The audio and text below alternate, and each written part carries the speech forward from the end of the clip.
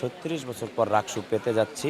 এটা আমাদের জন্য যেমন আনন্দের, তেমনি আসলে আমরা খুবই উৎফুল্ল, উৎসবমুখর পরিবেশে ভোট চাচ্ছিলাম। ২৪ ঘন্টা যাবৎ এই উৎসবমুখর পরিবেশটা কিন্তু স্থবির হয়ে গেছে।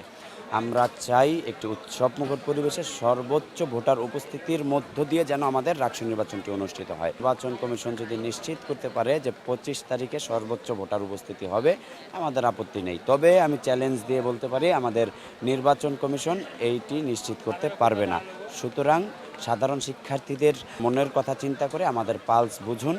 তাদের কাছে আমার অনুরোধ যে আপনারা ব্যাপারটি পুনরায় বিবেচনা করেন। ২৫ তারিখে রাকসু নির্বাচন হলে আসলে কিন্তু আপনি জানেন ভোটার উপস্থিত হবে না, এটি একটি প্রশ্নবিদ্ধ নির্বাচন হয়ে যাবে। গ্রহণযোগ্য, সুষ্ঠু এবং প্রশ্নহীনভাবে একটি রাকসু নির্বাচন অনুষ্ঠিত হোক, যাতে আমাদের যে ব্যক্তি নির্বাচিত হন না কেন আমরা তাকে মেনে নিয়ে তার পাশে থেকে একসাথে ছাত্রদের কল্যাণে কাজ করতে পারি। শিক্ষার্থীদের জন্য যেখানে বেশিরভাগ শিক্ষার্থী ক্যাম্পাসে নেই, সেখানে আপনি কিভাবে একটি ছাত্রবান্ধব রাকসু নির্বাচন অনুষ্ঠিত করতে পারবেন?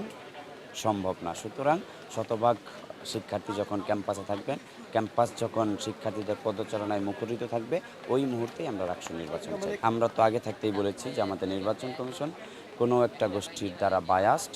তারা চাচ্ছে একটি যেন তেন নির্বাচন করে যেন একটি গোষ্ঠীকে জিতিয়ে দিতে পারে।